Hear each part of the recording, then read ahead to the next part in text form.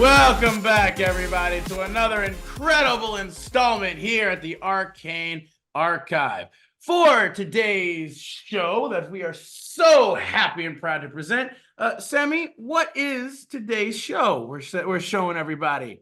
Well, I think this is our official episode for Dude What If, Indeed. where we like to build things out of characters to see if we can make stuff work or just a cool idea that we thought of. And it may be crash and burns potentially, but indeed, this is our second installment of Dude What If. And we've got some quite interesting mishmashes, combinations, and whiskey mixers here for you today, everybody. It's going to be quite the interesting time indeed. So, let's go ahead and get into it. Before we start, as always, we just please ask that if you like what we're doing here at the Arcane Archive, please be sure to like and comment on the video, subscribe and share the channel with people if you haven't already. Any little bit of support and help with that would exponentially help us out, and we always appreciate that. But I would say then with that, without further ado, Sammy, why don't you go ahead and get into yours? And before actually we do that, this is a heads up for y'all. Me and Sammy have taken to kind of showcasing the opposite ends of the spectrum in terms of like these characters. Sam is going to showcase like a little bit more of like the process of making maybe something more of a more simplistic, straightforward character in terms of both subclasses, but also like the fundamental creation of them. Like he's not going to put any extra items. He's going to use like just standard array so that anybody who might want to just throw this together real quick can, and this is kind of what you can get from that. For me though, I'm going to showcase the opposite end of the spectrum where we're going, I believe we're both level 20, but I'm going full balls to the wall, like just how far can we take this concept to its maximum absolute zenith? So I will be using like, not a multitude, but a bit of items to help offset or to help, further push this character to its maximum. I also did I'm not stat arrays, but I did rolling specifically. I rolled for stats for mine. I got decent. Again, sometimes those stats might just be garbage, and we'll keep that just to see how that still works and looks like. But also along with, just being able to synergize the concept that I came up with overall. So without further ado, finally, for real this time, Sammy, go ahead, take it away. What is your concept character for today's showcase? I went with a kind of holy knight, mounted like combatant kind of style classes. There's only really one in D&D, being the cavalier. So we're like he's like a holy horseman then, is what we're saying. Yeah, I like, the idea of mounted combat is, I mean, quintessential with kind of medieval fantasy normally, movies and books and TV shows and any other kind of adaptation.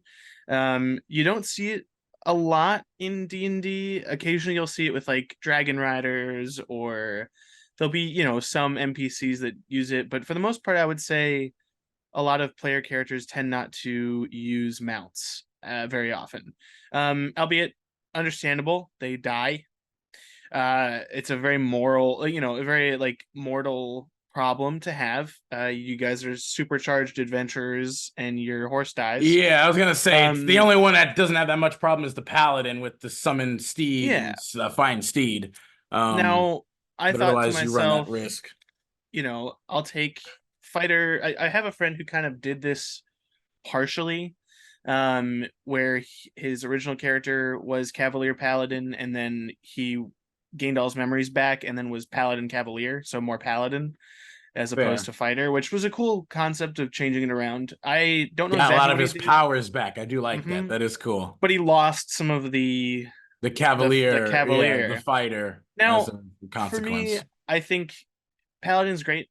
I love paladin, but realistically speaking, I think cavalier offers a lot more in this case. I went fairly basic. My stats were point buy. So I started with 15 strength, 10 dexterity, 13 con, 10 intelligence, 12 wisdom, 13 charisma. Okay. With ability score increases, I added 1 to strength, 1 to con, and 1 to charisma. That makes you sense. can do the 3+1s. Yep. So that put me at 16, 10, 14, 10, 12, 14. All So right, that's not obviously bad at all. it's not. It's Like, obviously very that's like pretty it's great. rounded, which is kind of what I was going for. Once More I balanced out, added yeah. yeah, once I added all the ability score increases and all of that, the end stat line is 18, 10, 18, 10, 12, 16. So nothing on it is I didn't hit a 20. No, I probably could have. but you got 3 18s, which is still Yeah, pretty great. two 18s and a 16. I could have probably hit one of them to a 20 and sacrifice something else, but the reality is all three of those like the 16 and the two 18s are all important. And this class isn't necessarily the main damage dealer by any means, so I don't necessarily need a 20 in strength.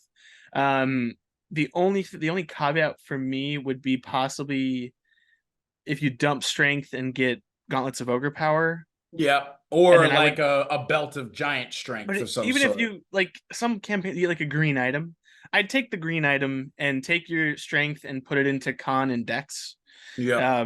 just for the sake of having a little bit of dexterity, because it's probably the one weakness of this build, so to Have a speak. little bit of higher initiative, that never hurts. Never Although, like, hurts. again, you're not necessarily, it's not really needed. No matter when you go in turn order, you're going to be helpful. Yep. But the whole concept of this build is to run in and just kind of pull. So, I mean, I'm yeah, gonna, you're doing guerrilla tactics like flyby. You're just like hitting yeah, them and but I'm not then running like the off reality is you and don't even have to run. The whole point of it is to get in someone's face and stay there and bother them. Um, so I took dueling as a fighting style and also defense because this is a sword and board or board and lance. yep. For the obviously I took cavalier and I also took conquest paladin. The main reason of taking conquest is for one ability and one ability only, and that is the aura of conquest at 7th level. You constantly emit a menacing aura while you're not incapacitated. The aura extends 10 feet from you in every direction, but not through total cover. If a creature is frightened by you, its speed is reduced by 0 while in the aura, and that creature takes psychic damage equal to half your paladin level if it starts the turn there. Now, you have to frighten a creature for it to matter. I realize reading. Yeah. But I mean, you do have your channel divinity for Yeah, your and conquest, so which helps with that. Plus, you can now take, I believe, the spell fear or whatever to I help don't with think I that have too. enough for that. But the reality is, you can also, if you have party members with certain spells that can make you the object of fear as well, which would be nice. But realistically speaking, the whole point is to run up to something that you really want to kill, channel divinity it to frighten it, and then sit in front of it because it can't go anywhere. If it does try to leave, you also have discount sentinel as part of your cavalier kit.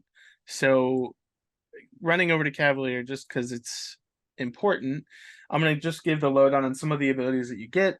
My split was 12 levels in cavalier, 8 levels in paladin. But the kinds of things you get are born to saddle at 3rd level, which is you have advantage on saving throws to avoid falling off your mount. If you fall off your mount and descend more than 10 feet, you can land on your feet as long as you're not incapacitated. And mounting or dismounting only costs you 5 feet of movement rather than half your speed. You also get Unwavering Mark. You can menace your foes, following their attacks and punishing them, foiling their attacks and punishing them for harming others. When you hit a creature with a melee attack, you can mark this creature until the end of your turn. The effect ends early if you're incapacitated or die, or if someone else marks the creature.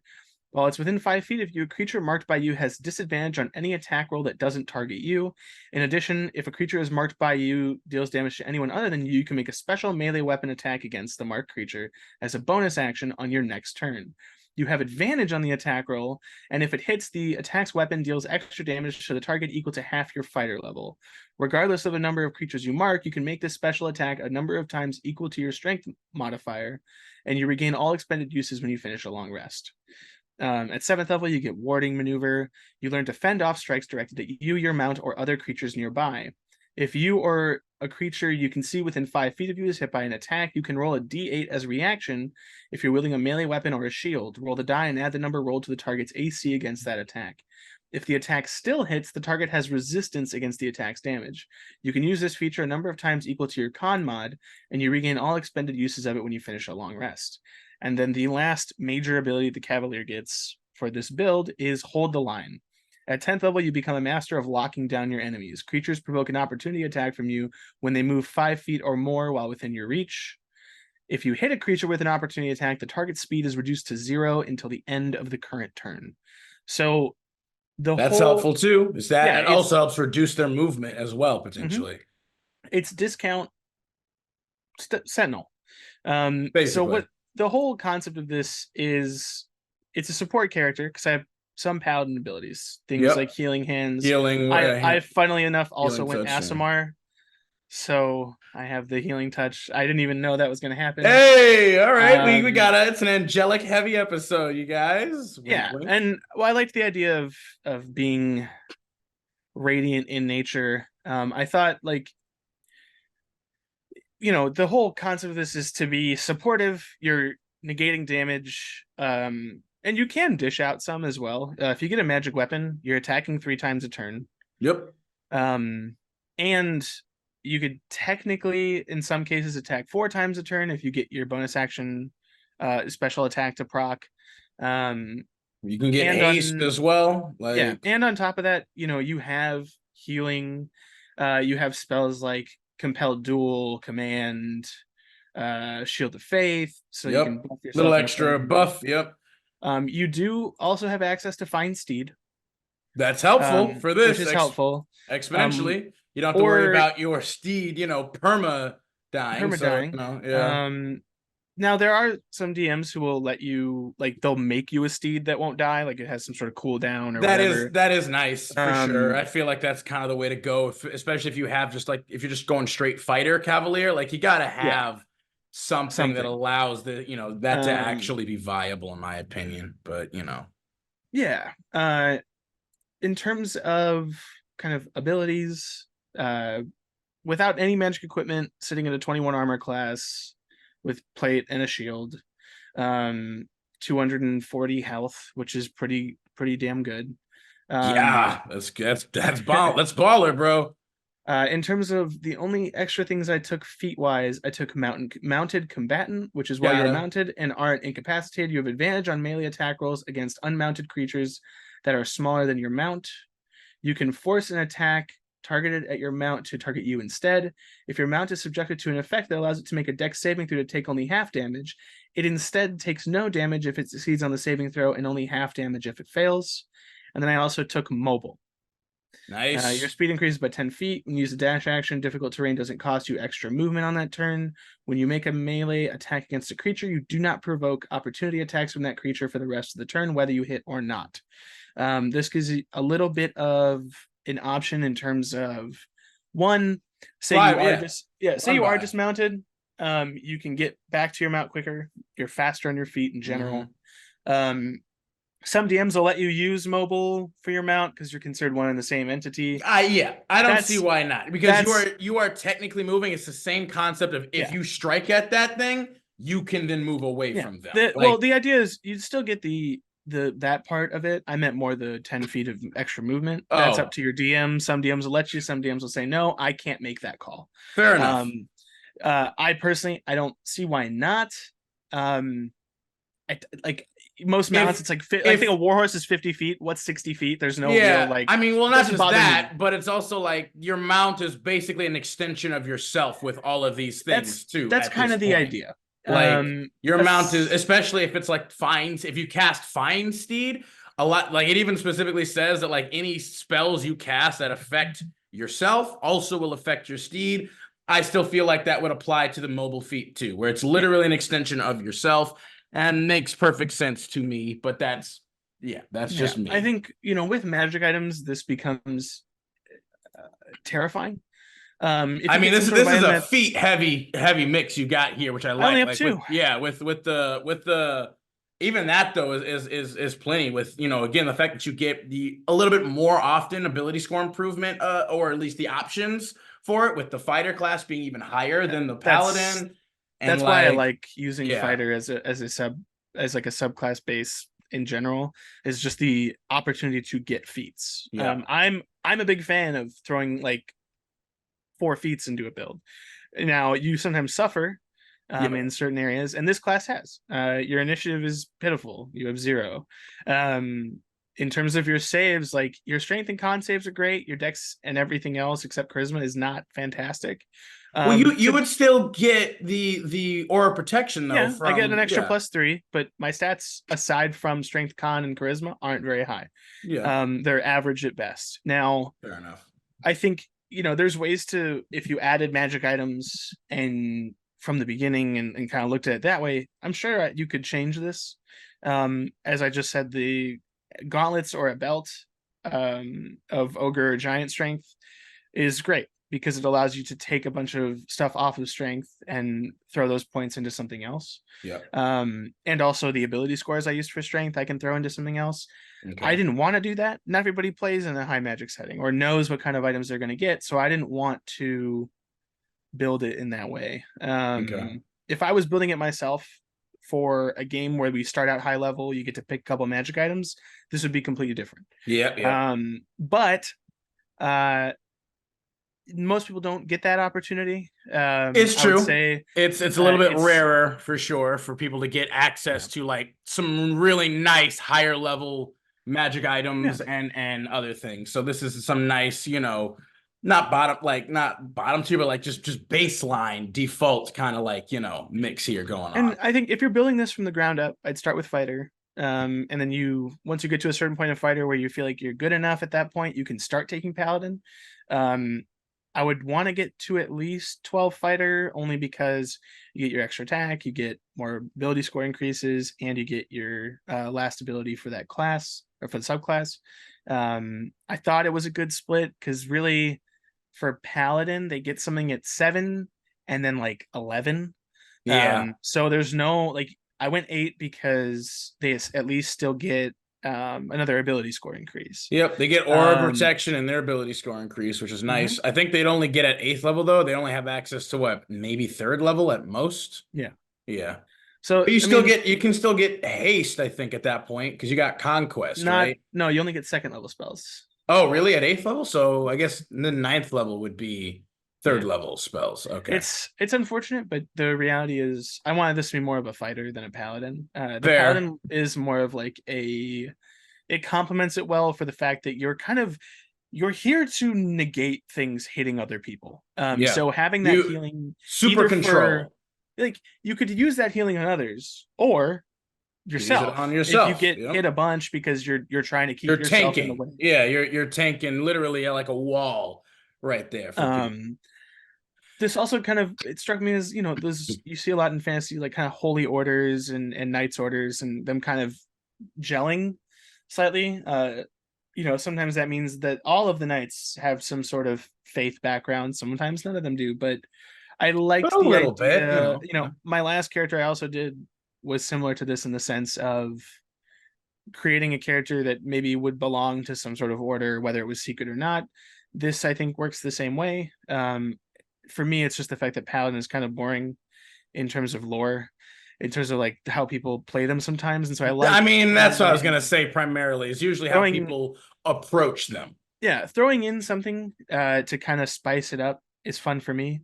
I've never played a straight Paladin. All of my Paladins have been multi-classed into Paladin for the sake of, throwing around extra radiant damage and having auras and extra shit is always nice. Yeah, I see what you did here. Wow. Yeah. And so, So for me, it's one of those, it's very basic. I think there's definitely some shortcomings, but I think most classes do. So, don't play to your weaknesses, play to your strengths. If you can get some items, there's definitely ways to augment this to make it significantly better, or at least dangerous to a degree. What I can think of off the top of my head is anything that increases your stats or better AC. Unfortunately, with baseline strength armor, it leaves a little bit to be desired. Having it just 18 as that's just what you got. I mean, Getting because you plus, also have a shield though too to yeah, that. If so you that's why want. I have 21. Yeah, Um, that's still great. yeah, I get the bonus from defense. I guess you could dual wield, but I really think a shield works a lot There's better in this not really case. much reason to dual wield. No, Yeah, you there isn't. should have your if you're gonna be the tank, then just be the tank. You know, No. be that bulwark that's coming in. Also, I mean, you get to use a lance, which is the highest one-handed damage in the game at a D12. Yep. It also has reach, and so you can put out really good damage, Yeah, provided especially with some and you get smites and to everything too. You well, know. you get to attack a lot of people with advantage because if they're medium sized, you're considered bigger than Yeah, them. you're bigger. So anything that isn't large or bigger, So you even got a bit of crit fishing with that too, a yeah, little bit. you definitely excel against other Non-mountain humanoid, like combatants. Yeah, humanoid combatants. So you're taking, well, yeah, that's what mountain combatants were for. It was to kill exactly. infantry. So Yep. you're gonna excel at that. You're also gonna excel at just general battlefield movement. You're gonna have a lot of movement for sure, more Mhm. than most of the time. And it allows you to kind of get around other people, get into areas where you need to like get in front of your friends or cut off people at kind of an intersection or some sort of funnel. Yeah. So if you have, if you use the terrain to your advantage, it's really a pretty effective tactic. Oh yeah. But It can again, obviously would improve by leaps and bounds as well if you could get a hold of even like a flying mount at some yeah, point would if be phenomenal. like a figurine of power, if That you would get work one of great. the like a bronze one where like you Yeah, get like a griffin, that would be great. that you would be Pegasus, you know. Pegasus, or you get someone to make an item for you, That's what I mean. You to can give you a that summons a mount. wyvern or Yeah. something. Like a wyvern would be amazing. And it would work pretty well, and you wouldn't be so constrained to the ground. Although, albeit like we love flying. Flying is a great resource. You can still be plenty effective from the Oh ground. yeah, from the Like ground for sure. I think even with this class, you can grab javelins. You're Yeah, proficient in javelins would martial be great. weapons. Javelins would work wonderfully. You could obviously also you could maybe dip a little bit if you need like a crossbow. You probably won't be as effective with that, but it's still a little extra ranged.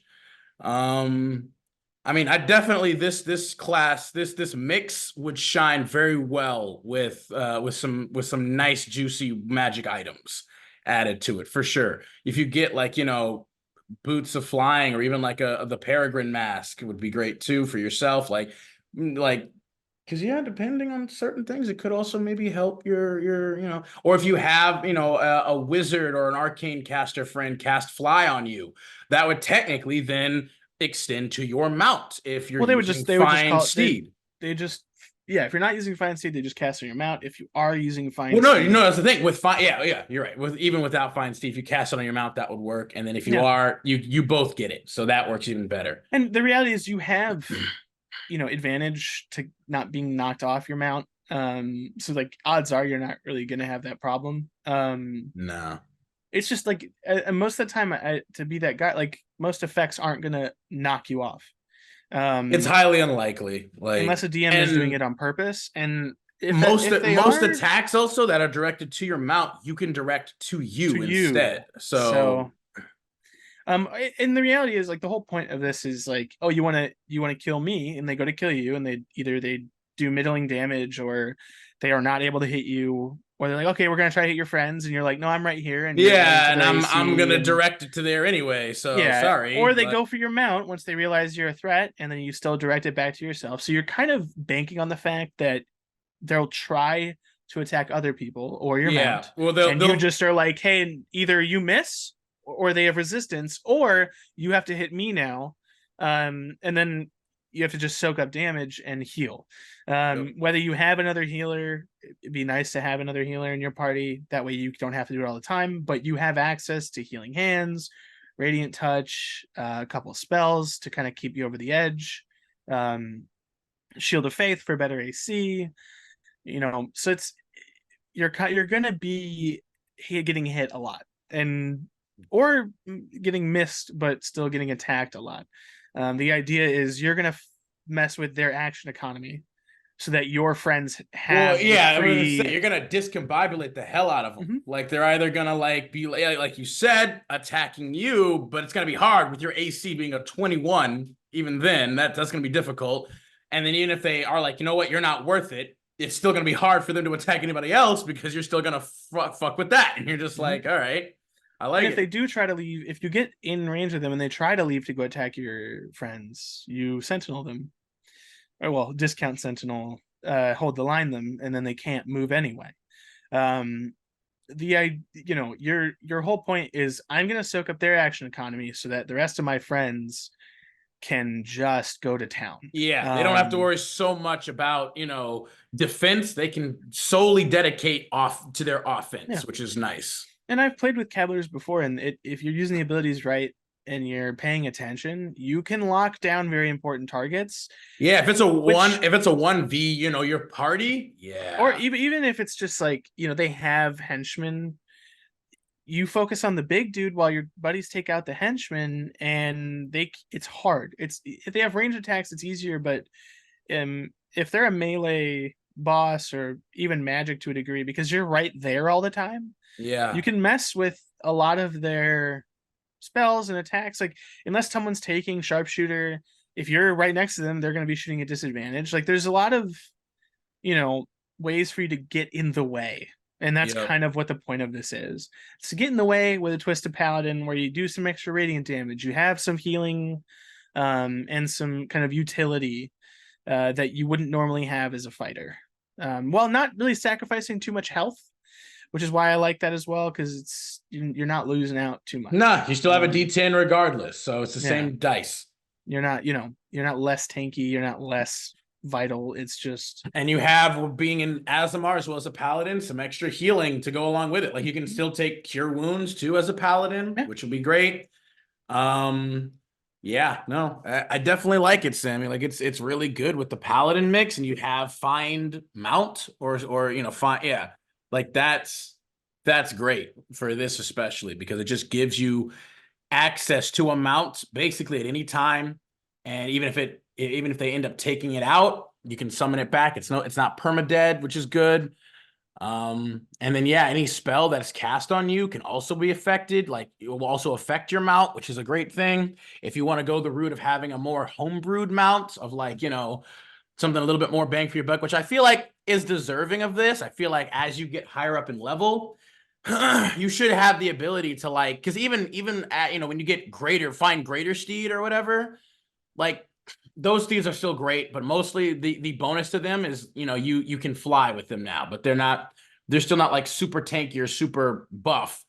But I still definitely think that like maybe a homebrewed special mount at some point, because this is a level 20 character. Like yeah, you should get something really cool that helps with it, or in some form or another. Mm-hmm. In one of the campaigns I'm a part of, my paladin has like a bit of a homebrewed mount that like has gotten stronger with him as he's kind of leveled up. Just due to the nature of the fact that we are just, much more powerful, even for our level. We're currently at level 14 right now. But we're all like, with the amount of magic items and just other special stuff that we've been getting, it's like, yeah, having a mount that is able to contend with the encounters that we face, because the GM specifically sets them up as being, more powerful than normal, because we're more powerful than normal. It's like, yeah, you gotta have your mount be able to keep up with you too. Yeah. But well done, Sammy. I like this a lot. Even with its so-called simplicity, you always seem to come through with providing some nice little mixes and twists and turns here, as always, my friend. I tip my hat to you, indeed. All right. Then with that, why don't we go ahead and head over to my showcase for the day. And I like to colloquially call this particular mix the Armored Mutant Angel. Essentially, I also as well took the Azamar as my race for this build, specifically because I just like the dichotomy, as well as the fact that which sub race for the Azamar did you take, Sam, if you don't mind me asking? The one that allows you to do radiant damage around you every turn. Yeah. I think is that the Protector There Azamar? wasn't there isn't picking anymore. Yeah, you just get to choose. It's not they're not different sub races. You just get to You just choose. choose an ability. Yeah, the ability for your Azamar now. So yeah, never mind. Yeah. For me, I went with the one that does provide you with a bit of fly speed, which you get your spectral wings. Because I like the fact of what this could provide for that as well. But essentially, I chose to combine two classes of the Blood Hunter and the Artificer.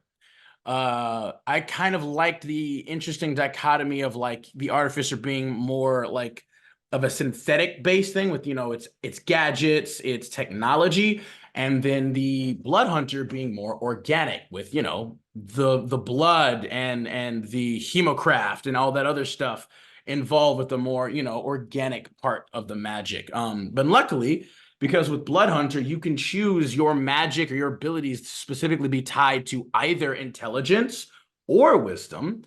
You can blend these two together pretty nicely, especially when I went with the subclasses of Armorer for Artificer and the Order of the Mutant for Blood Hunter. I specifically went 11 Blood Hunter and 9 Artificer. Since I'm leaning a little bit more into the Blood Hunter, I started with Blood Hunter for that nice D10 hit die, as well as some of their extra proficiencies that they can get. And again, this isn't going to be too proficiency heavy because it also has like with your Blood Hunter, you just automatically get advantage on a lot of things if you're specifically pertaining to Fae, Fiends, or Undead, right? Things that you normally are going to be hunting most of the time. And then along with Artificer, you know, having certain things, they are also pretty decently skilled and stuff. And they get bonuses to stuff that also increases just exponentially. Which helped out quite a bit. Like most, I have a ton of abilities now that are like at least +6. Some of them are still like a +1 or a +2 since I rolled for my stats. I actually did pretty decently.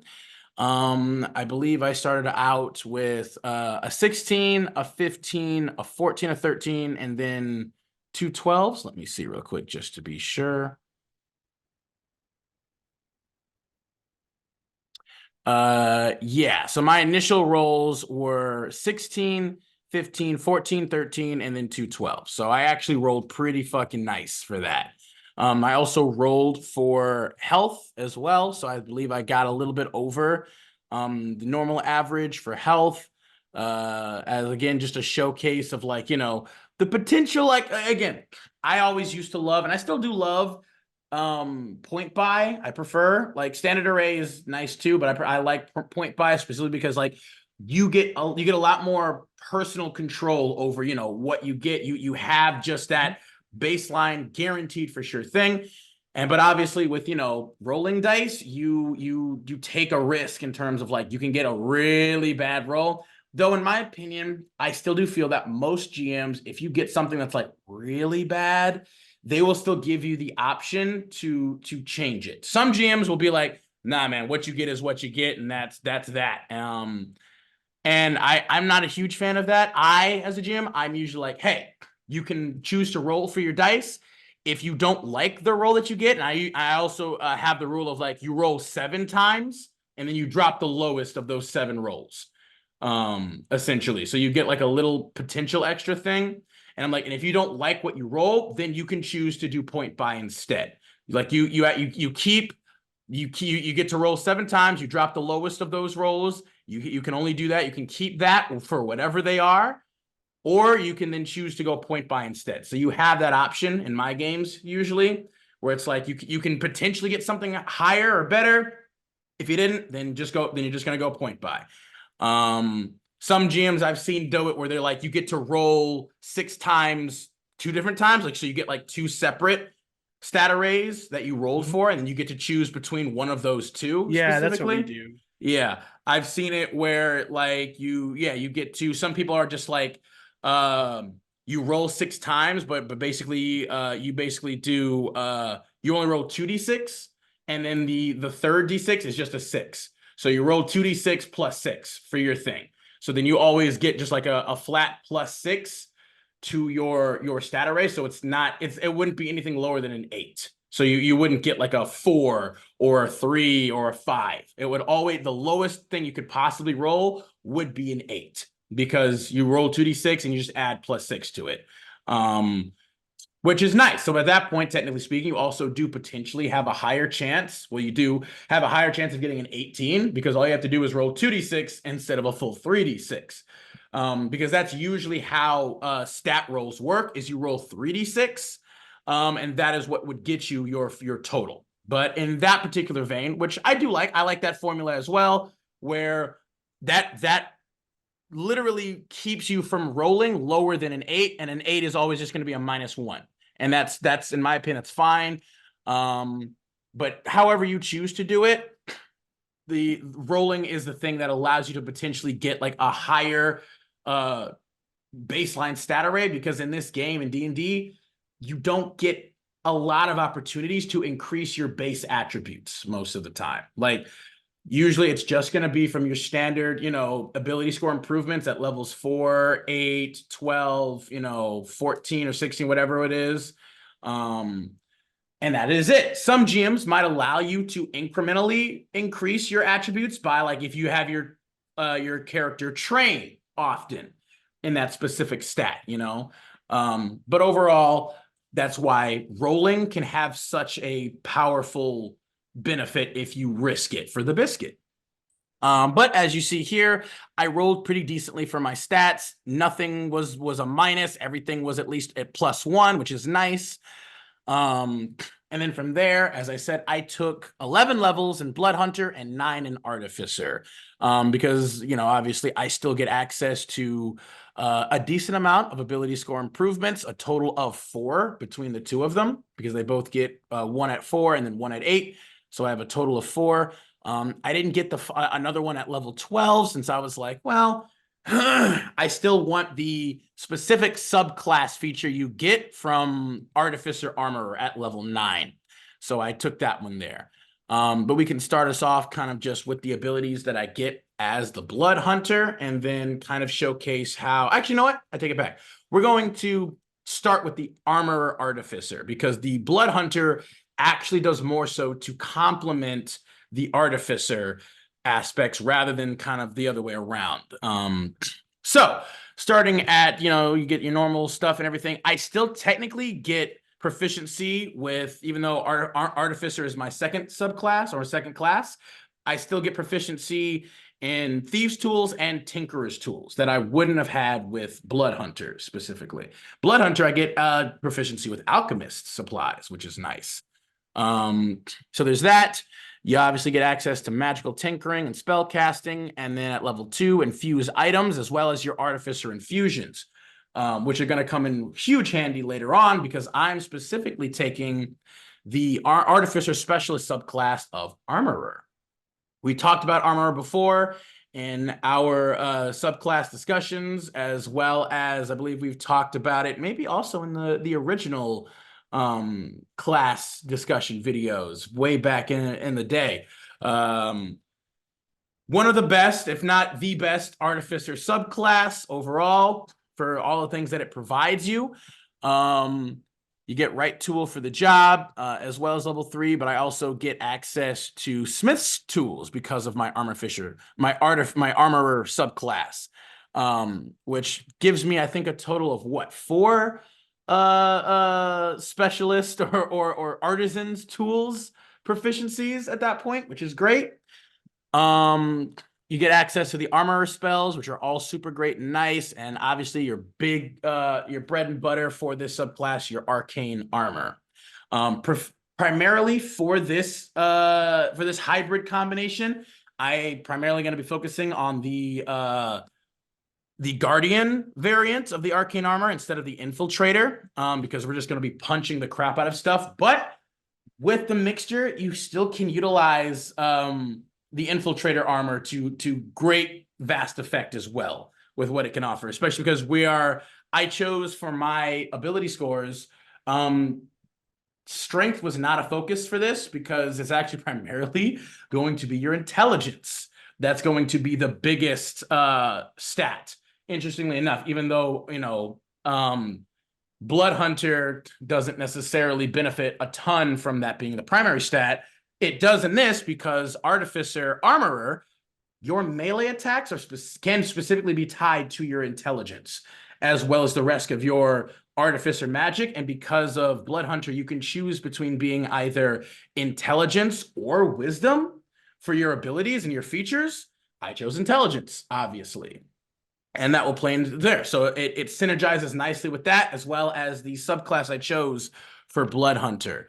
For the armor model of Guardian, you specifically gain access to the abilities Thunder Gauntlets and Defensive Field. Thunder Gauntlets are going to be obviously the primary modus operandi with this hybrid class or multi-class. Each of the armor's gauntlets counts as a simple melee weapon while you aren't holding anything in it, and it deals 1d8 thunder damage on a hit. A creature hit by the gauntlet has disadvantage on attack rolls against other targets than you until the start of your next turn, as the armor magically emits a distracting pulse when the creature attacks someone else. Defensive Field. As a bonus action, you can gain temporary hit points equal to your level in this class, replacing any temporary hit points you already have. You lose these temporary hit points if you doff the armor. You can use this bonus action a number of times equal to your proficiency bonus, and you regain all expended uses when you finish a long rest. So with the, I would basically be able to every turn as a bonus action, if I chose to, gain 9 temporary hit points, which is nothing to sneeze at all. And I can do this a total of 6 times because my proficiency bonus at level 20 would be 6. So one thing about the Thunder Gauntlets is you can specifically utilize either strength for them for their modifier for like attack and damage rolls, or you can use your intelligence modifier for attack and damage rolls to try to hit with these things. That being the case, like I said, that's what allows us to instead utilize intelligence as our primary stat for both of these classes, and you don't need to worry too much about anything else. And that's why I chose instead to utilize dexterity instead of strength for these classes, because with your arcane armor, you can take any armor. It could be lower armor, it could be light armor, it could be medium armor, it could be heavy armor, and you can make it your arcane armor and get all the benefits of your arcane armor as well as that baseline armor. You also can just take any magic armor and make it your arcane armor. And then on top of that, you get, both classes get extra attack at level 5. So you're not really missing out on anything by taking both of them there. They both get that. At 6th level, your proficiency bonus is doubled for any ability check that you make that uses your proficiency with a tool. So again, I have smith supplies, alchemist supplies, or smith's tools, alchemist supplies, tinker's tools, and thieves tools. So like my proficiency bonus would be doubled. I get expertise basically in any check that I would make for any that I could utilize any 4 of those tools or supplies in. Lock picking, smithing, herbalism, or technically like alchemy, like creating potions and stuff. Yeah. Instantly increases to expertise.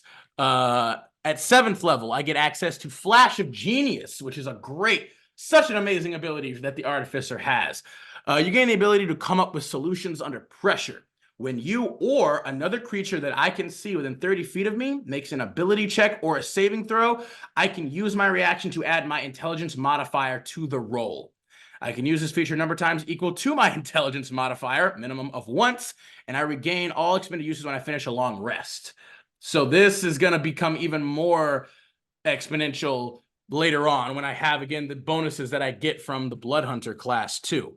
8th level, you get that sweet ability score improvement / feat. For this one, I specifically took the feat Resilient to give me a bonus to my wisdom, as well as giving me proficiency in wisdom saving throws, since that is one of the ones that I would not have access to. I don't get proficiency in saves from Artificer. For Blood Hunter, my saves would be dexterity and intelligence. So that gives me a little extra bonus because wisdom is the most prolific saving throw in the game. Like wisdom saves, most effects usually have wisdom saves. As well as that just gives me bonuses to wisdom checks as well, which is nice because it increases my wisdom from a 13 to a 14. So after all of the ability score improvements that I added, my total stat array ended up being, let's see here. It ended up totaling to strength is 12, dexterity is 18, constitution 16, intelligence was 20, wisdom was 14, and charisma is 12. So again, pretty decent array. I got to a 20 with one of them, and I got to an 18 with another, as well as a 16 and a 14. And the other two are 12. So again, not too shabby at all around. But for the final addition that I got for my artificer subclass armorer, I got armor modifications, and this is one of the big one for artificer armorer. I learned how to use my artificer infusions to specially modify my arcane armor. My armor now counts as separate items for the purposes of my infuse item feature. You have the armor, which is the chest piece, the boots, the helmet, and the armor's special weapon. So each of these items can bear one of my infusions, and the infusions can transfer over if I change my armor's model with the armor model feature. Or if I, specifically if I switch armor for any reason. If I make another armor, my arcane armor, those infusions instantly transfer over to that new armor. In addition, the maximum number of items that I can infuse at one time increases by 2, but those extra items must be part of my arcane armor. So essentially, I do believe I can have a maximum of 6 arcane or armor infusion, or not armor infusion, excuse me, 6 item infusions at this level, at level 9, meaning that I can technically have a maximum of 8 infusions at a time if I want. And the caveat being some of them have to be your armor, right? Yes, two of them have to be my armor. So I could have 6 things on my armor, for instance, or technically, I guess speaking, 1, 2, 3, 4. I could have 4 things on my armor, and then have like another 4 technically be something else. I technically only have a maximum of 6 infusions though that I can know, to be fair. But I could technically infuse 2 extra of those infusions on my armor. So I could have 2 separate things with like the same infusion, technically. Just one of those would be on my armor, and then one of those would be on something else. So I could technically, to my knowledge, I could give a teammate some enhanced defense as well as myself enhanced defense at the same time. I don't think you can't do 2 of the same. Can I not? Because it says, so. because I mean, I'm trying to think here. Each of those items can bear. So maybe at level 9, the maximum, because actually let me look at infuse item to see again, like what I would technically be able to do at level 9. Yeah, the artificer table here. Let me look at the artificer table.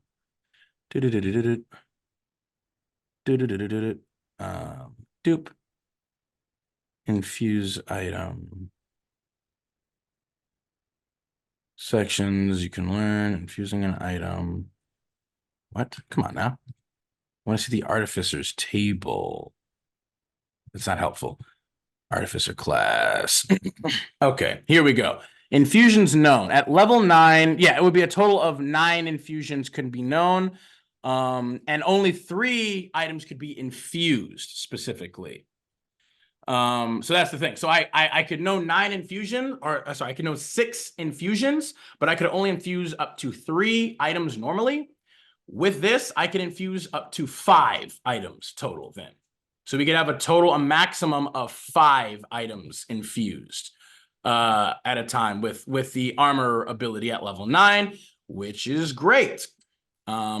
That being the case as well, let me see here. I could then technically put like bonuses to, yeah, a total of, I guess, what? I mean, I could just put everything on my armor then, actually, at that point. I could put the total of 5 since it is 1, 2, 3. It's only 4 actually that I can put on my armor. So I could do 1 extra one then to somebody else then specifically, which that's pretty nice. I could specifically I could do the create or copy item, like replicate magic item.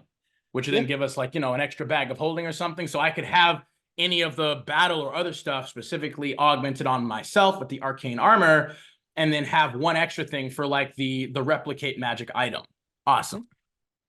But that's basically the full totality of the artificer that I took and activated. For the blood hunter, and this is kind of where it comes in to support the artificer armor subclass, even though ironically the blood hunter was the first one. Again, starting at level 1, I get proficiency in light armor, medium armor, and shields, simple weapons, and martial weapons, which none of those necessarily really matter too much. I get alchemist supplies, dexterity, intelligence, and I took athletics, insight, and investigation for my things, or actually not athletics, sorry, acrobatics I took for one of the skills. You get Hunter's Bane, which is again specifically what you can choose to the difference between choosing intelligence or wisdom for your stat that you utilize for your blood hunter abilities. Obviously intelligence, you get access to your blood maledict, your curses, which can all help out as well. You just get more bang for your buck. Again, I took Blood Curse of Bloated Agony, Blood Curse of Exposure, and Blood Curse of the Eyeless. Gives you a little bit more defense, a little bit more control and support as you need and like. My fighting style, I took dueling specifically. Since technically speaking, I think this would still be able to apply to my gauntlets, because again, I want to specifically primarily use thunder gauntlets. So that's the one thing I'm unsure of. Like, I'm wondering if that would technically still apply to the thunder gauntlets, because I'm not technically wielding any items. Which part? The thunder gauntlets, the ability for the blood hunter subclass to add for the fighting style, the dueling fighting style. So it is technically considered you holding 2 weapons, as far as I know. Let me see real quick, because I took it off. I have a plus 14 to my attack roll at the moment. Yeah, so it doesn't seem to affect, I think, the thunder gauntlets. So then instead, I might switch that up then for something else. Although, because I could just at that point wield an item or wield a weapon, and it would technically then apply to that, since, yeah. Because I mean, technically speaking, if I'm not the text here specifically for the thunder gauntlets is, if I'm not wielding a weapon in any hand, then my thunder gauntlets, as a weapon. Yeah, then it counts as a simple weapon. Which is why dueling doesn't work, because you're always armed. Yeah. Well, that's still not a huge loss, I suppose, overall. Arcane armor model. When you attack, special weapon, with a weapon, you can add your yeah. So thunder gauntlets, each of the gauntlets counts as a simple melee weapon. Okay, so each of them. So it would be dual wielding technically then. Mm-hmm. So then would I be able to use an attack as a bonus action then, technically speaking? Yeah. Okay, if that's the case, then yeah, switch out that fighting style dueling with 2-weapon fighting then.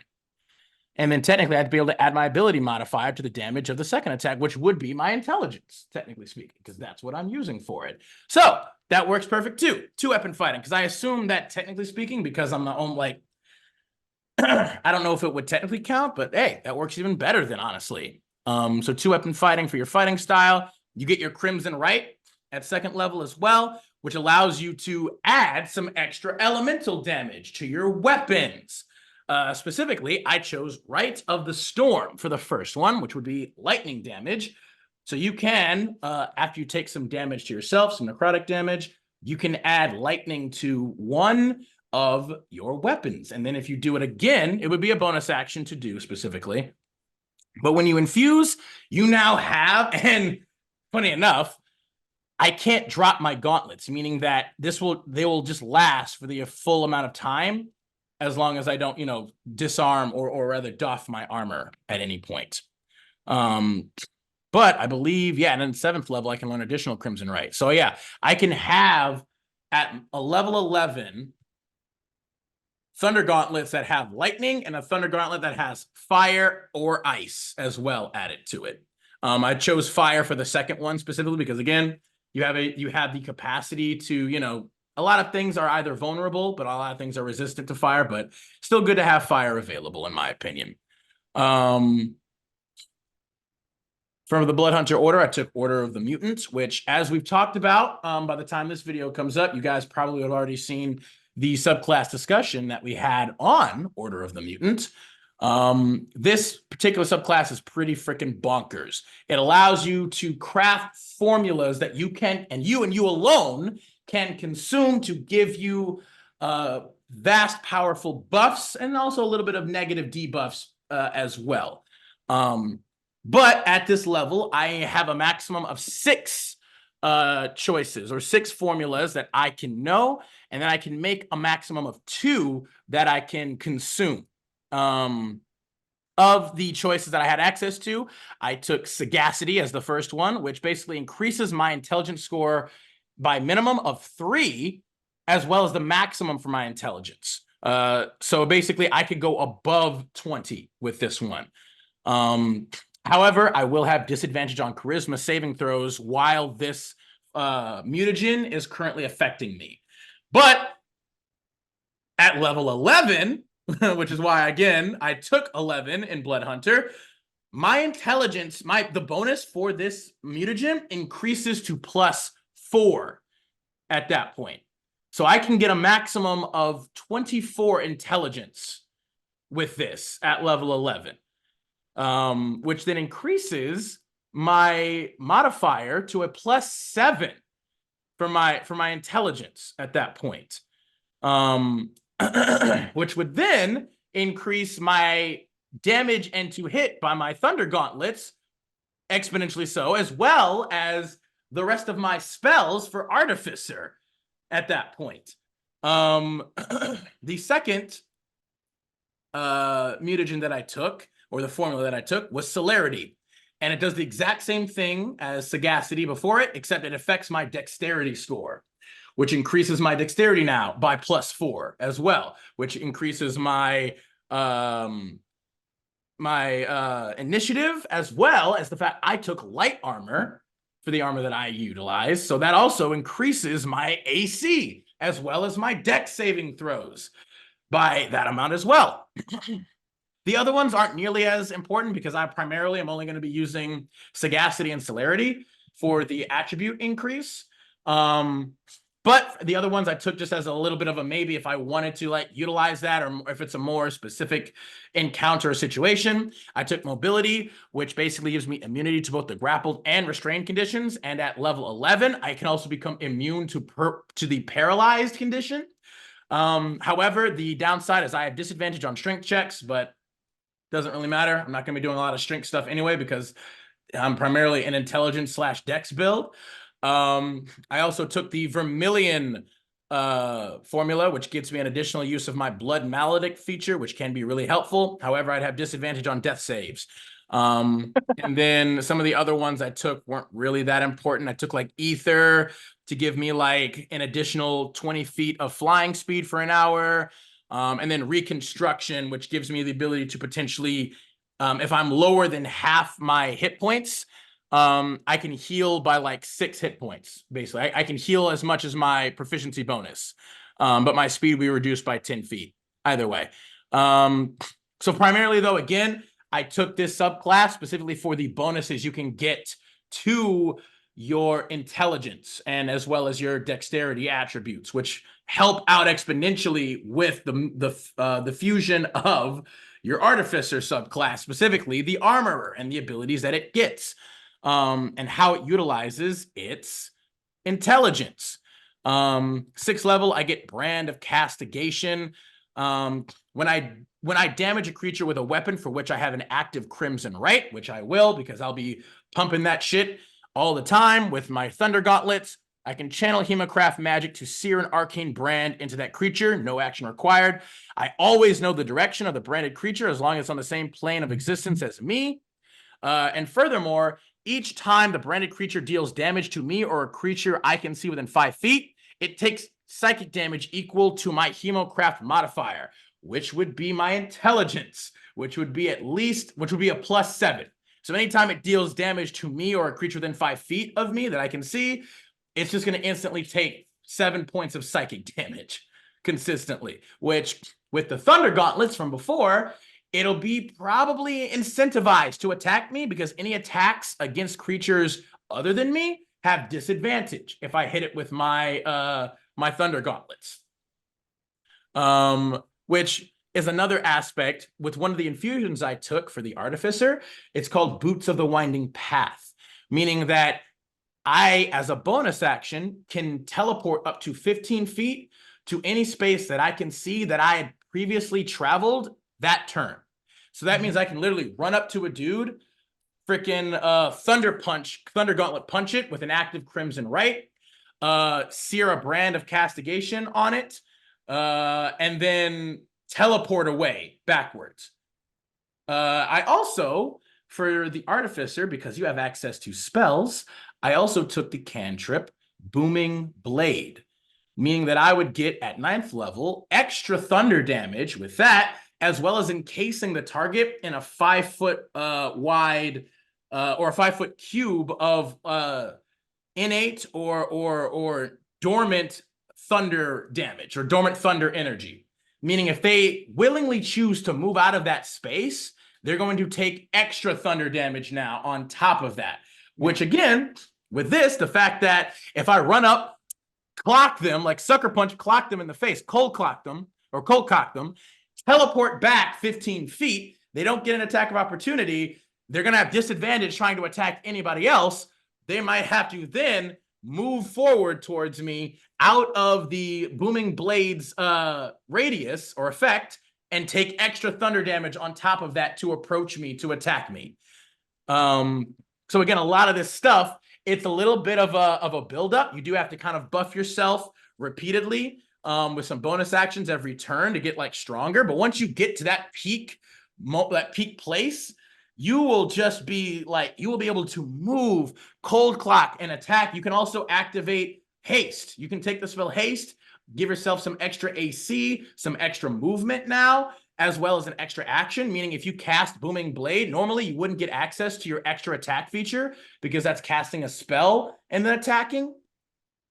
You would still, though, be able to attack again with your hasted action, meaning you don't lose out on any extra damage. You might not get the, if you just attack, you could attack 3 times with your Thunder Gauntlets, or you could Booming Blade and then attack again and then get the extra thunder damage and then the potential extra thunder damage from them moving with that. So you have a lot of, like, again, options and versatility in how you want to control the battlefield and the amount of damage you could potentially do, which you're not wasting out on in your attempt to control the battlefield more.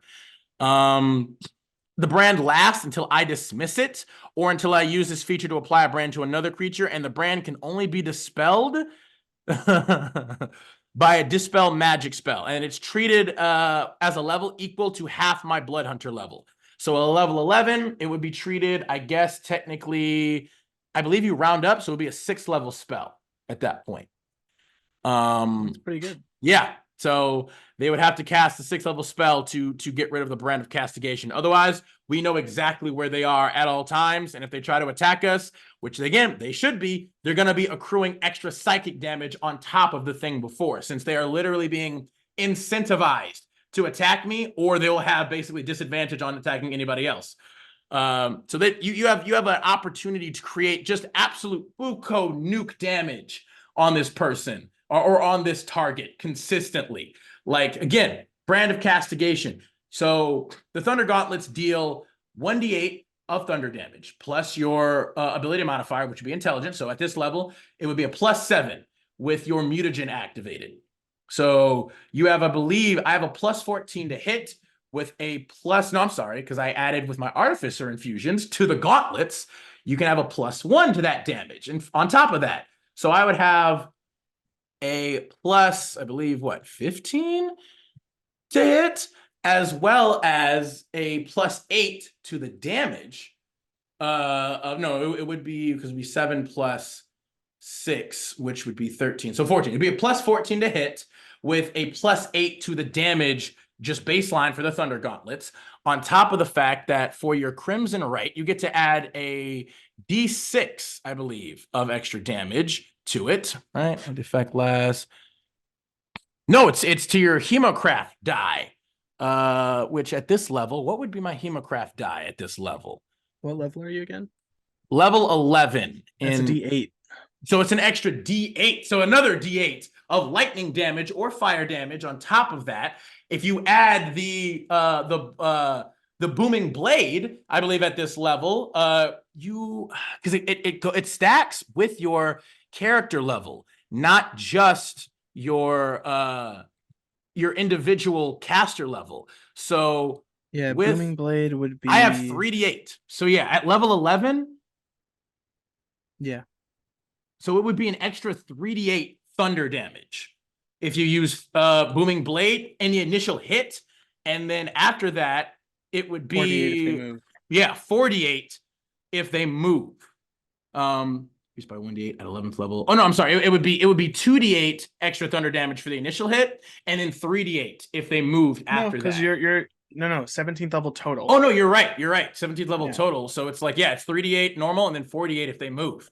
And then again, if you have haste on top of that, you could then hasted action cold cock them again with your Thunder Gauntlets, which you couldn't do Booming Blade, but you'd still have your active Crimson Right, because you can activate a Crimson Right for each weapon that you're wielding. Yeah, so you can you're always wielding them. You're always wielding them. You can activate it for each hand and have different Crimson Right on each hand. So you could have one fire, one lightning, and then you could cock them with the other Thunder Gauntlet with that. At that point, then you could, bonus action, teleport 15 feet back to make them come after you, taking that extra 4. Like, god damn, what is that? Okay, hang on. So 1d8 for the Thunder Gauntlets, 1d8 for the Crimson Right, so that's 2d8, 3d8 for Booming Blade, so that's 5d8 right there for the initial strike, and then a potential 4d8, which would be a total of 9d8 at that point if they move. Holy shit, dude! Yeah, so you could do a total, and then another extra 2d8 for attacking with your hasted attack. So you would have 11d8. You could deal potentially 11d8 worth of damage in a single turn if you have your Crimson Rights, both Crimson Rights up. If you have haste up, and you cast Booming Blade specifically for the first attack. Holy crap, dude! That's kind of crazy right there. That is an absolute freaking nuke. And you have different elements added to it. It's mostly thunder damage, which thunder damage, almost nothing is resistant or immune to thunder damage in this game. Like it's up there with force damage, where like almost nothing has immunity or resistance to thunder damage. And so there are very few things that are going to be able to have the majority of that damage. On top of the fact, if you add fire and lightning to the mix, you just have a little bit extra stuff. God dang, dude, that's crazy. That is a crazy freaking nuke right there. Jesus. Okay. Holy crap. I didn't even realize how much that would work in that capacity. I'm like saying to myself, I want to try playing this. Jesus. Say it again. No, I was just like, I want to try playing this, or at least having this in a game. The only problem is how effective you would be leveling up through this. But well, again, you could still make it work. Yeah, you could again just get like Blood Hunter to level 3, and then get Artificer up to level 3. And at that point, like, you would still have access to your mutagen of your Sagacity mutagen, which would increase your intelligence, which is the only thing that you really need too much. At that point, just increase your Artificer level. You could probably choose either one at that point, like to scale with. Kind of alternate, yeah, and you wouldn't really lose out on too much. Like, again, the bread and butter of this is kind of getting your thunder gauntlets. So I would say like even maybe like take Blood Hunter like to start, and then you could take probably like and then get like your Blood Hunter to level 3 with the mutant, and then at that point you could just straight go into Artificer at that point from there as you continue to then eventually get your Thunder Gauntlets, which will be your bread and butter, because you still get your Crimson Right at level 2 at Blood Hunter 2 as well. So you could even potentially go level 2 and then get Artificer, go all the way up to level 3 with Artificer to get your Thunder Gauntlets, and then get level 3 in Blood Hunter, and then just keep switching between the two if you want. Because like ironically, the Artificer is going to be the more primary class, even though it has less levels, and it's not even the first one you choose, because the Blood Hunter class and the subclass just supports the Artificer, what the Artificer can do so well. So at 7th level, you get the ability known as Strange Metabolism, which basically your body begins to adapt to toxins and venoms, ignoring their corrupting effects. You gain immunity to poison damage and the poison condition when you get to 7th level with Blood Hunter. And this is the subclass, mutant specifically. Additionally, you can trigger a burst of adrenaline that lets you temporarily resist the negative effects of the mutagen that you are consuming, or of a mutagen, I should say specifically. As a bonus action, you can ignore the negative effects of one mutagen affecting you for 1 minute. Once you do so, you can't do so again until you finish a long rest. So to be fair, you could only choose one of the mutagens that you are currently suffering a negative effect on. Which again, if you can only have 2 active at a time, so you only have to choose one of those 2. And if you have, for instance, like Sagacity, again, having disadvantage on charisma saves doesn't really matter. No. It's not a huge thing. And even if you do hit, like for this build, this character, his charisma save is only a +1. So it doesn't really matter even if you have disadvantage. It's unlikely you're going to succeed at higher level at a charisma save anyway. So you're like, screw it. So you might as well just choose Dexterity, which gives you a disadvantage on wisdom saves, of which you have higher. So just take Dexterity. Take Celerity, and you no longer have disadvantage on wisdom saves for a full minute, but you still have the +4 to your Dexterity. Yeah. That's great. You've given it enough raw stats that the saves being a disadvantage doesn't necessarily mean you're going to be bad at them.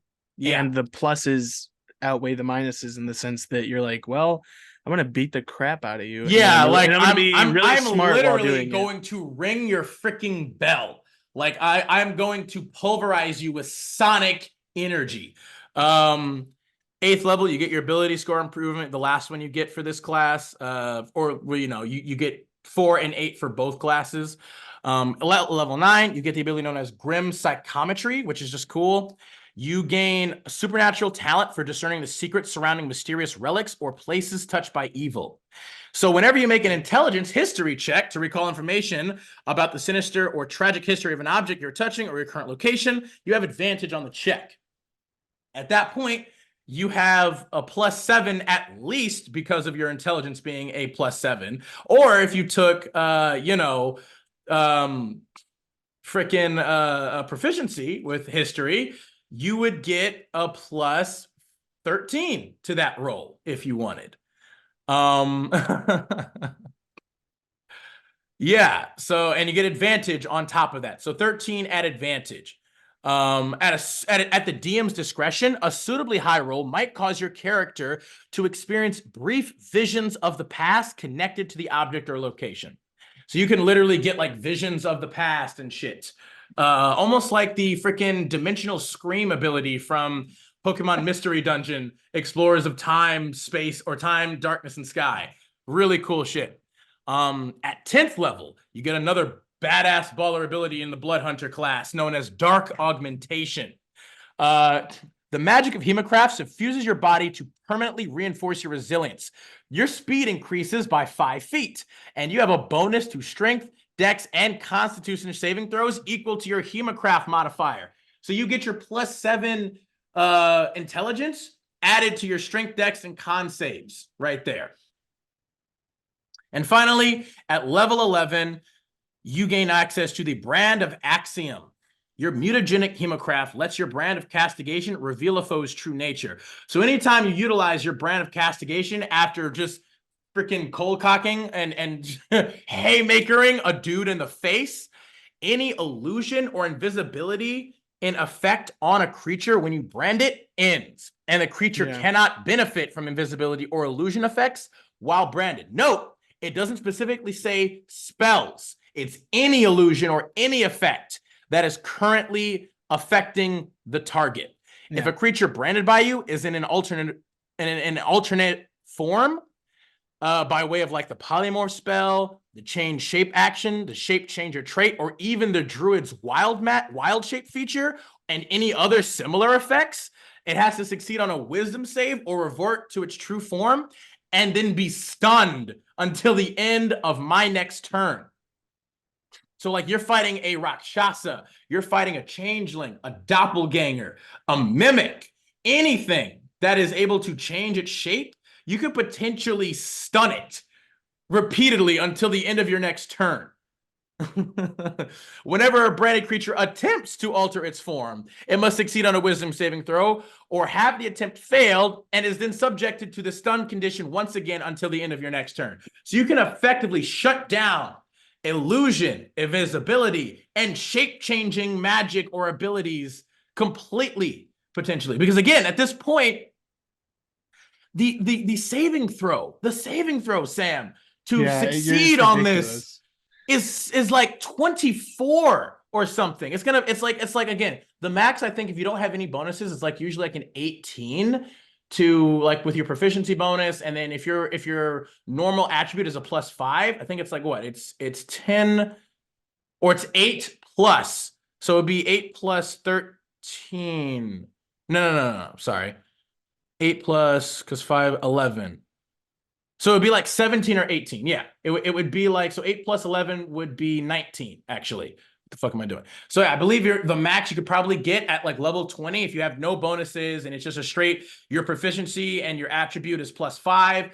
I think it would be 19 would be the max. So then +4 on top of that. Oh no, sorry, not +4. Add an extra 2, that would make it 21 then. You would have a baseline of 21. And then if you add an item, which I did, I added the artificer, although I guess technically it would only be for the blood hunter. So it would be a 21. So their ability to get out of this or to save from this, they'd have to roll a 21 or higher. And then for the artificer, for their stuff, I added the all-purpose tool +3, which increases their spell attack and their spell saves by 3, meaning that theirs would be a 24. Yeah, so it would be a 24 for artificer spells and abilities, and a 21 for the blood hunter abilities, just baseline. You've done something terrible here. I rolled for HP. Specifically, it's a D10 for the blood hunter, so it starts at a D10, so you just get a baseline +10 or 10 health plus your constitution modifier, which I believe is a 16, so it would be a +3. So my baseline health was 13 at level 1, and then after that it's a D10, so it's going to be 10d10 at that point. And then it's going to be 9d8 for the artificer at that point. And I was able to, with the rolls, I got all the way up to 187 hit points at max, where the total average would be 165. The total fixed would be 175. So I literally got even higher. The total possible HP is 242.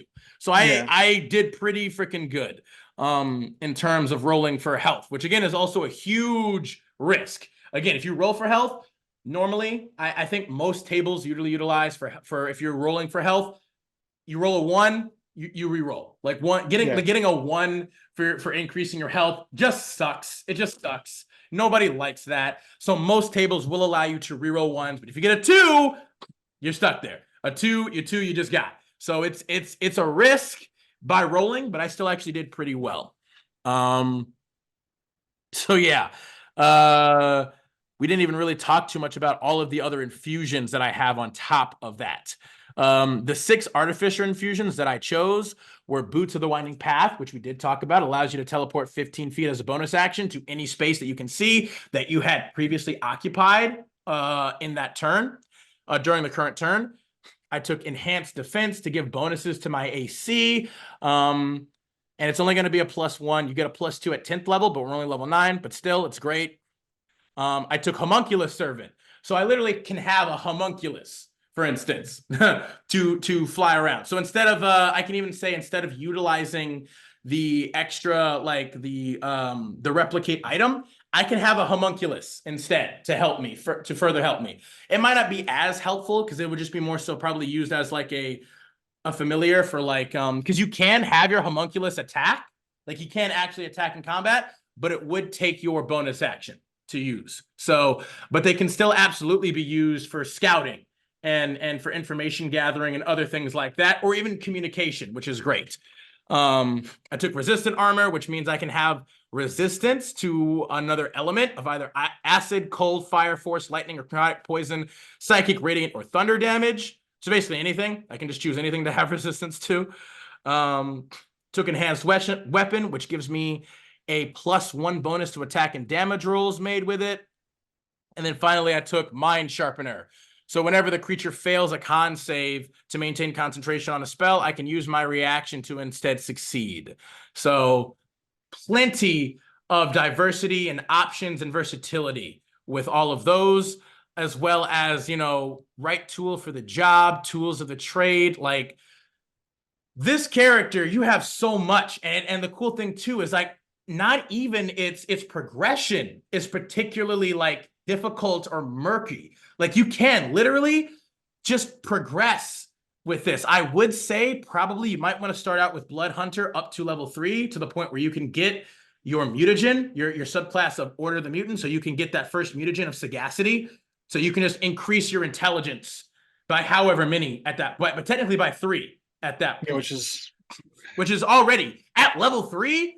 Like, even if you didn't roll, if you just took point buy, you have a 15 in intelligence. You choose, you know, to increase your ability score by however much, like by 2. You would have a 17, meaning that if you got to level 3 at Blood Hunter, you could have a 20 at level 3 with just point buy. Yeah. You wouldn't even need to roll. If you roll like how I did, I got a 16 as my highest stat. So, and then +2 makes it an 18. So then a +3 would make it a 21. Just right there. And then I could technically use, again, ability score improvements to make it even higher to get to that +24, to get to that 24 total. By like what? Level 4, maybe? No. Because it was like level 3, 16, +2, which makes it 18. Yeah, level 4. You get to level 4, you add a +2 to your intelligence, you automatically get, you have a 23. And then once you get to level 11, that makes it a 24. So at that point, you don't even have to worry about intelligence at level 4 of being a Blood Hunter. Like with what I rolled, technically speaking. And then at that point, you go Artificer, you have freaking 23, which is a +6 to your intelligence modifier. You already have a +6 to all of your spells with Artificer. You go up to level 3, you become an armorer, and you have your Thunder Gauntlets, which have a +6 now, which would be with your proficiency bonus. So you would be, if you just stayed as a +4 for Blood Hunter, and you're a +3, so you'd be at level 7 by this point. You'd be a level 7 character. So your, I believe your proficiency bonus would be a +3 or +4 at 7. I forget. I think it's a +3 still at 7. So you would have +9 to hit with your with your Thunder Gauntlets, and then a +6 to the damage with your Thunder Gauntlets at level 7. Yeah, that's pretty good. And you wouldn't have your multi-attack yet, but you could still use a bonus action to attack with your Thunder Gauntlets if you wanted. And you would, yeah, you would already have for Blood Hunter, I think you would already have your fighting style So you could have 2-weapon fighting, meaning you could add your ability modifier to the damage of your bonus action to attack at that point. So you would still be able to deal. You would have a +9. You could attack with your Thunder Gauntlets twice, have a +9 to each attack, and deal +6 damage, like a D8 +6 damage at level 7. And then at that point, you could then level up your Blood Hunter to level 5, and you would get your multi-attack. Meaning you could attack up to 3 times a turn with your Thunder Gauntlets if you wanted to. And then you just keep increasing both of them like one at a time. You just go Blood Hunter, Artificer, Blood Hunter, Artificer, Blood Hunter, Artificer. And you'll just get stronger. Your damage will only get higher because you could still cast Booming Blade at that point. Like you wouldn't even miss out on the extra attack because you could cast Booming Blade at level 1 with your Artificer if you wanted. You would probably just use like you would just use like a short sword or something instead for the time being as a Blood Hunter. And then when we get to level 3, you just cast Booming Blade. And you wouldn't get the extra thunder damage right away at level 3, but you would still get, like, if they moved, which again, your Thunder Gauntlets would still make them do it, and you have Boots of the Winding Path to still teleport at that point. So Yeah, even you'd at stick lower them. levels, you're still dealing buco damage that's just gonna get stronger and better as you level up with both these classes. You're not suffering from much level discrepancy with this at all. It's kind of crazy, actually, that this just works so well from level 3, from level 1, basically, just from jump. Like, good Lord. This shit is kind of freaking nuts. Again. Yeah, you did a good job there, Adam. I gotta say. I'm surprised. I'm like looking at this and I'm like, this does actually work. It's interesting because they're so different thematically wise, like flavor wise, that it's like, wow. Again, even the flavor of them like is really cool. It's like I don't know if you ever played Mass Effect, Sammy, the game Mass Effect, but in like in Mass Effect 3, like the ending is like freaking you can choose between like a number of different endings for the end, and one of them is called synthesis, where it's literally like all of the synthetic organisms and all the organic organisms that live in the universe, like whether you're more like automaton or like, you know, robots, androids, or human or whatever, they literally become together and are fused in like a perfect mix of technology and organic, so synthetic and organic. And I was like, this is kind of how I feel about this. That was kind of the idea I got for this. Is like this is like the perfect combination, the perfect balance of synthetic and organic, and it's called synthesis. And so it's literally like a full synthesis of this character where he utilizes his life essence of his blood magic, and then the armor and technology. And I figured you could also, interestingly enough, you could flavor it where he utilizes, like, you know, his blood maledict or his crimson right, where he hurts himself, because as a blood hunter, you have to literally spill your own blood. He could literally make it where his arcane armor is doing that for him. Functions almost like an Iron Maiden, where like it has like little spikes inside that he can like inject, and like the armor will like then like it'll pump the blood through out of his veins into the armor itself to power like his gauntlets for like his crimson right, or to activate his blood maledict against a person. So even with that, it's like it's like he can literally, like, it has like catheters or other like needles and stuff embedded throughout his body, almost like fucking Bane does with his venom, where he has like tubes all poking inside of him. Same thing here, where it's literally just like, except it functions in the opposite way, where it extracts his blood essence into the armor and into his weaponry. Just all around, this works that doesn't even well. That doesn't even go into the infiltrator armor, which you could also use quite well. Yeah, and because you're using light armor, you get advantage on stealth checks. Yeah, along with the fact that you have celerity, which increases your dex by a +4 by the end of this. And you have long range combatants and abilities, and you get a plus. So you would also get a plus 15 to your movement if you utilized the infiltrator armor, because infiltrator armor you get plus 10, and because of dark augmentation at 10th level, your speed increases by 5 automatically. So you get plus 15 to your movement. You have 45 movement with the infiltrator armor. Yeah, this thing, you have so much versatility and no real lack of mechanical application or what's the word I'm looking for? Viability. You have so much versatility and viability. It's amazing. I'm surprised about this. I'm again just seeing the actual full extent with you guys here right now. Like I made the idea and I thought this would be really cool, and I set up a lot of it as we were kind of setting up and stuff, and a little bit before, just to get the baseline idea. But even the full extent and synergy, because I do like to save that for, when we actually kind of go through this as well. But like, it's freaking pretty great. Like even some of the higher level abilities that you lose out on by multi-classing, it still doesn't really matter, because you get all the stuff you do get, and that's the whole point of multi-classing and making a hybrid class, right? Is the benefits that you gain even from losing out at those higher level abilities later on. And yeah, this surprisingly does so freaking well.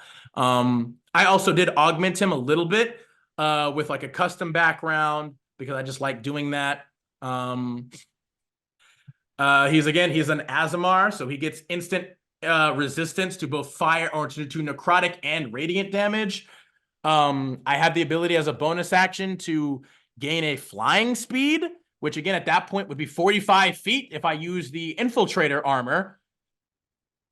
A flying speed of, my walking speed for I think a minute. Wait, once per long rest. Yeah, it lasts for 1 minute or until I end it as a bonus action. And you have spells, not a lot of spells for the Artificer. At this point, you'd only have a maximum for 3rd level spells. But you would still have 2 3rd level spell slots, 3 2nd level, and 4 1st level spell slots with this. Taking a modicum of just supportive, beneficial spells. Like you can take Absorb Elements, which allows you as a bonus action if you're like doing saves against elemental shit, and you could then apply that to your Thunder Gauntlets for extra damage. You can take Detect Magic, Disguise Self, Identify, and those would all be, or Detect Magic and Identify would be ritual spells for you. You can take Sanctuary for a little bit of extra, you could take Sanctuary to make it so it's harder for enemies to hit you while you're buffing yourself. You could literally take Sanctuary, pop it as a bonus action, right? Or even you could cast. You couldn't do this is just me, but there's no reason why you wouldn't always have your 2 buffs active, because you can take them after you finish a rest. They last until the next rest, and when you're taking a rest, you can create 2 more at that level. So there's no reason you wouldn't already have. Yeah, you could absolutely just keep your Crimson Right going, like almost as much as you freaking want. Like let me just freaking check just to be sure. Well, I was talking about the mutagens. Well, no, the mutagens that's just going the entire time. But even your Crimson Right, the effects last until you finish a short or long rest, and yeah, so you can just activate your Crimson Rights right away. Do you take damage every turn, or is it just? No, it's just the one time. You take 1d8 of necrotic damage that cannot be reduced in any way, which is unfortunate because as an Azamar, you have resistance to necrotic damage. But you could literally just take like 2d8 damage, have your Crimson Right on your gauntlets, basically until you choose to short or long rest. And they're considered magical if they weren't already. Can't benefit. Yeah, and it just lasts until you finish a short or long rest. So you could have your mutagens active. You could have your Crimson Rights active. And then you could just like you can also then you could, as a bonus action before you get into a fight, you could activate your defensive field for your guardian armor, gain 9 or 6 temporary hit points, I believe. Oh no, 9, because it's your artificer level. So you could gain 9 temporary hit points. Just have that activated. Let's see, what other bonus action shit can we just freaking do here? You could cast Sanctuary on yourself if you need to in a fight as a bonus action. So you wouldn't be able to attack. So you could attack and then bonus action cast Sanctuary on yourself, which would make it even harder for them to hit you. So okay, yes. Here it is. You cast Booming Blade for your first attack, right? No. You cast Haste for the first time. You have haste on yourself. You already have all the rest of your stuff activated. You hit them with just a normal attack. That's fine. You activate if you get damage or whatever. You bonus action teleport back 15 feet with your Boots of the Winding Path. If you want, you have so many things. You could either do that. You could cast Sanctuary, or you could whatever. And then next turn you cast Booming Blade with all of your bonuses on it. Then you attack with your hasted action. Then you teleport away. Then you either teleport away or you cast Sanctuary to still make it hard for them, and then you back up. Like you back up at that point, which still makes it hard for them to attack you with Sanctuary. Plus my AC at this point also, because of I took studded leather armor +3. So that gives you just a baseline of, I believe, 15. Yeah, baseline of 15. Plus my dexterity, which is currently a +6 from my mutagen. So that makes it a 21.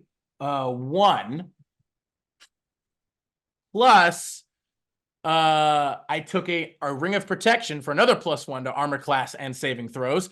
Holy shit, dude. My dexterity saving throw is a +20 right now. How? Because it's a +6 from just a normal thing. I have proficiency, so that's another +6, which would be 12. Plus, with the Blood Hunter's Dark Augmentation, which means I can add my intelligence modifier, which is a +7 right now. So that would be a 19. Plus the Ring of Protection, which is a +1, which makes it a +20. All right. Holy shit. You've done something. I think that's the highest saving throw I've ever actually seen and been able to actually make. Holy shit. I also took a cloak of displacement. So if you have Sanctuary up, which means they have to get past a DC 24 Wisdom save to try to get through your Sanctuary. And even if they did, they still have disadvantage to attack me because of the Cloak of Displacement. You're gross. You've done a gross thing.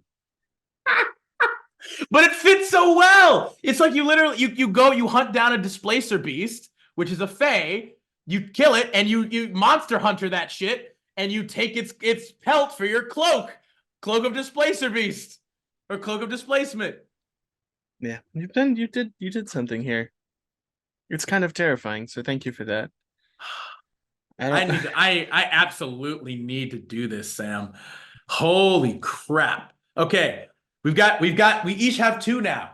You have your Horizon Watcher and your Holy Horseman, and I have my Ascendant Draconic Warden, and now the armored what is it? Mutant Angel, the armored mutant angel. Or just armored mutant, I guess, either one. God damn.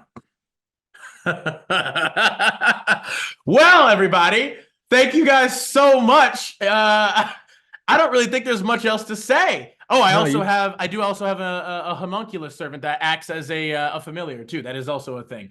Good Lord, thank you guys so much for tuning in. If you stayed with us to this point, like, oh my word, God, we need to do this. Do you have a name for your character, Sammy? No, I do not. Not yet. Okay. I have a name for mine again. I specifically went with the name Cane Orso. Specifically to kind of be similar to like the dog breed, the Cane Yeah. Corso, Yeah. because he's a blood hunter.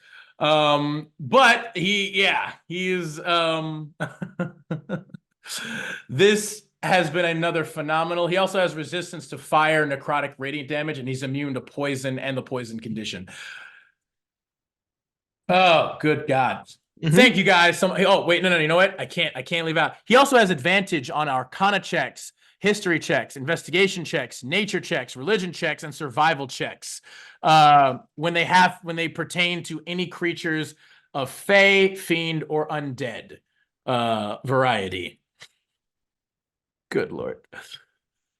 Thank you guys again so much for tuning in. We hope that you've enjoyed all of this insanity, rambling, raving, and exposition by us and incredibly extra excitement. Yeah. No, that was I like literally I was lost. You were just describing stuff and I'm sitting here like, wait, does that work with I'm sitting here like, no, it does. It And you're does. like, and then I did this. I'm like, wait, that works.